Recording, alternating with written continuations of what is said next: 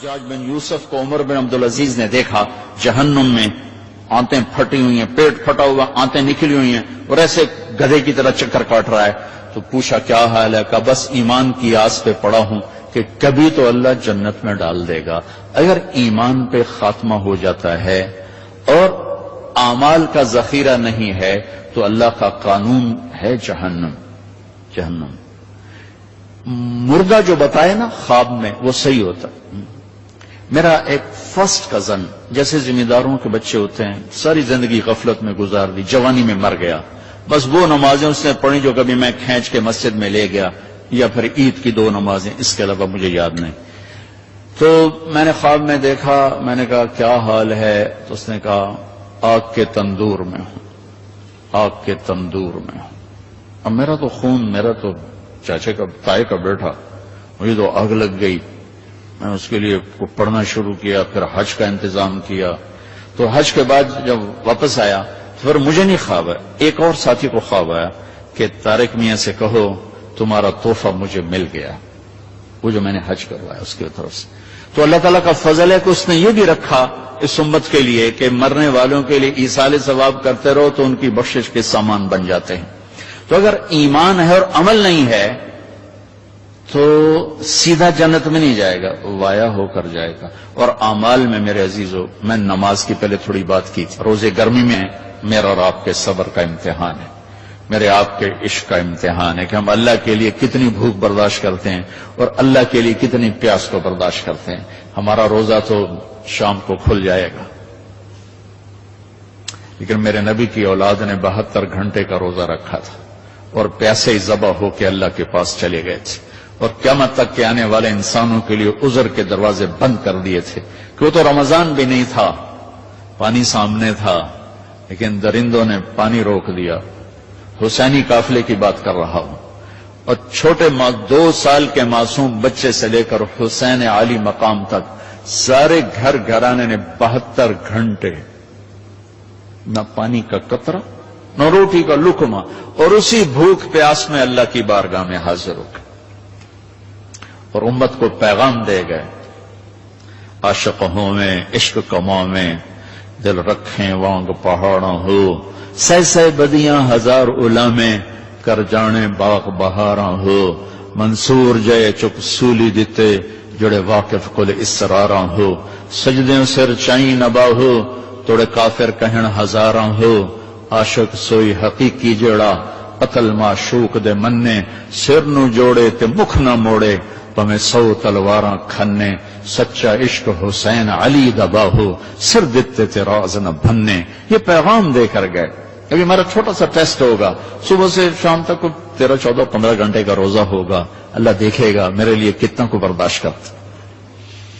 تو اللہ نے ہمیں اپنی بخشش اپنے خزانوں سے دلانے کے لیے نماز دی، روزہ دیا، زکوٰۃ دی، حج کے اعمال دیے.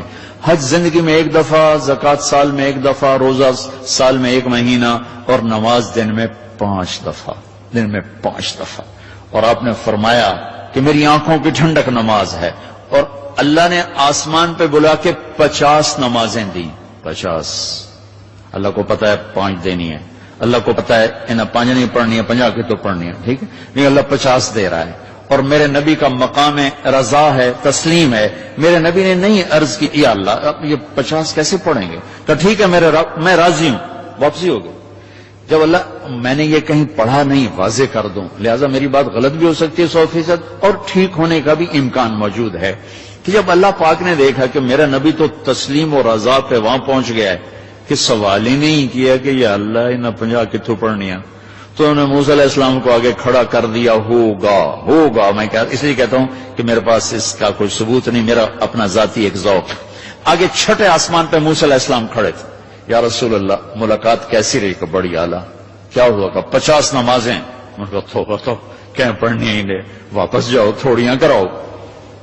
اب یہ چھٹے آسمان، یہ 7واں، یہ سدرۃ المنتہا، یہ فاصلے کوئی نہیں جانتا اللہ کے سوا بے شمار ہیں، لیکن یوں طے ہو رہے تھے، لیکن فاصلہ تو ہے.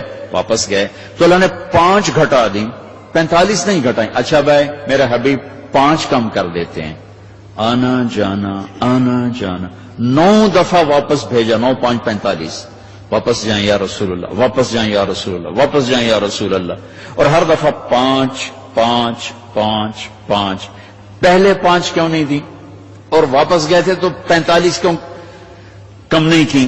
ہر دفعہ بلا رہے ہیں بھیج رہے ہیں، بلا رہے ہیں بھیج رہے ہیں، اچھا 5 5 5 5، صرف آپ کو نماز کی اہمیت بتانے کے لیے کہ کتنا عظیم عمل ہے۔ جب 5 رہ گئیں اور موسیٰ علیہ السلام پھر کھلوتے، جی اب کیا ہوا؟ کہا جی 5 رہ گئی ہیں۔ کہا نہیں واپس جائیں، کوئی نہیں پڑھیں گے۔ کہا نہیں اب میں گیا تو یہ بھی اڑ جائیں گی، پھر میری امت کا کیا بنے گا، مجھے شرم آتی۔ کہا یا رسول اللہ ایک بات بتاؤں کیا؟ میری امت پہ 2 نمازیں فرض تھیں، بنی اسرائیل 2 نمازیں تھیں، فجر کی 2 رکعت اور عصر کی 2 رکعت، با جماعت نہیں، انفرادی، رکوع کوئی نہیں، قیام سجدہ، تلاوت کوئی نہیں، تسبیح۔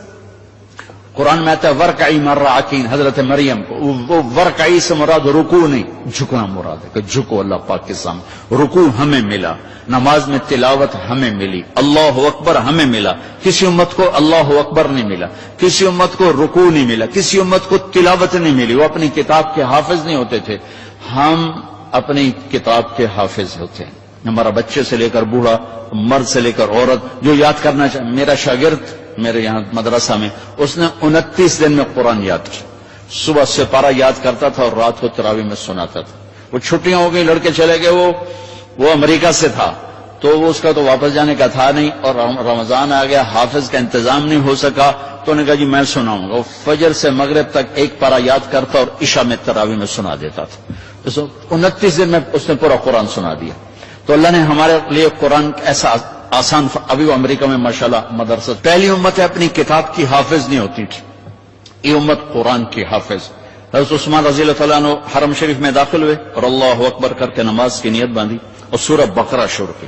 عبد الرحمن تیمی پاس بیٹھے تھے، وہ کہنے لگے بھلا دیکھو رکوع کہاں کرتے ہیں، تو بقرہ سے جو چلے الف لام میم ذالک الکتاب تو والناس پہ جا کے رکوع کیا، 1 رکعت میں سارا قرآن پڑھتے۔ یہ میرے رب نے ہمیں نماز کا حسن دیا ہے، نماز کی خوبصورتی دی ہے۔ ابو ریحانہ ایک سفر سے واپس آئے تو ان کی بیگم ان کے انتظار میں، اس زمانے میں نہ کوئی موبائل نہ ٹیلی فون، تو انتظار ہوتا تھا، جب رات کو بیٹھنے لگے تو کہنے لگے 2 نفل پڑھ لوں پھر بیٹھیں گے۔ انہوں نے کہا پڑھ لو، اللہ اکبر۔ جو شروع ہوئے چلتے چلتے چلتے چلتے فجر کی اذان پہ جا کے 2 نفل ختم ہوئے تو کہنے لگے ابو ریحانہ اما لنا من کا نصیب، میرا کوئی حق نہیں تھا۔ کہنے لگے مجھے معاف کرنا، میں بالکل بھول گیا، مجھے یاد ہی نہیں رہا۔ کہنے لگے اللہ کے بندے، ایک کمرے میں بیٹھے ہوئے اور تم سفر سے واپس آئے ہو، انہوں نے کہا میں بھول گیا، سانو تو نمازیں تنگ کیتے رکھ دی، وچ نماز دے یاد آ رہی، اور ایک کمرے میں تمہیں یاد کیسے نہیں آئی؟ کہنے لگے جب میں نے قرآن شروع کیا تو جنت میرے سامنے ایسی آئی کہ مجھے بھول ہی گیا کہ میں کہاں کھڑا ہوا۔ ہماری یہ نماز چاہے نہ بنے، چاہے یکسوئی والی نہ بنے، لیکن ہمیں سجدے کا حکم ہے۔ اگرچہ بت ہیں جماعت کی آستینوں میں، مجھے ہے حکم اذان لا الہ الا اللہ۔ وہ بت میری اپنی آستین میں بھی ہوں گے تو بھی مجھے سجدہ کرنا ہے، میرا دل ٹکے نہ ٹکے مجھے ماتھے کو زمین پہ ٹیکنا ہے اور مجھے اپنے اللہ کے سامنے جھکنا ہے۔ تو موسیٰ علیہ السلام نے کہا 2 نمازیں نہیں پڑھ سکے، 5 کیسے پڑھیں گے؟ کہ بس جس کا نصیب ہے وہ پڑھے گا، میں واپس نہیں جاؤں گا، میں لے کے جاؤں گا۔ جب آپ چلے نیچے تو پیچھے سے اللہ کی آواز ہے میرے محبوب ہماری تو پھر 50 ہی ہیں، آپ کی امت 5 پڑھے گی 50 لکھوں گا، آپ کی امت 5 پڑھے گی 50 لکھوں گا۔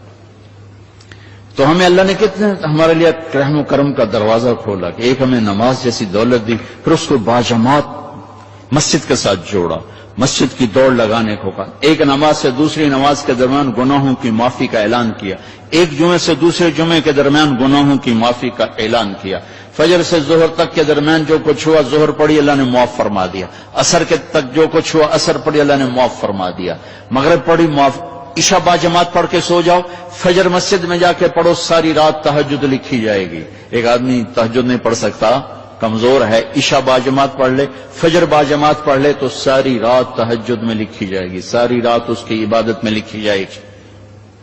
اللہ نے ہمیں عبادات میں نماز اعلیٰ درجے کی چیز دی ہے، نماز کے بعد روزہ ہے جو ایمان کو ذرا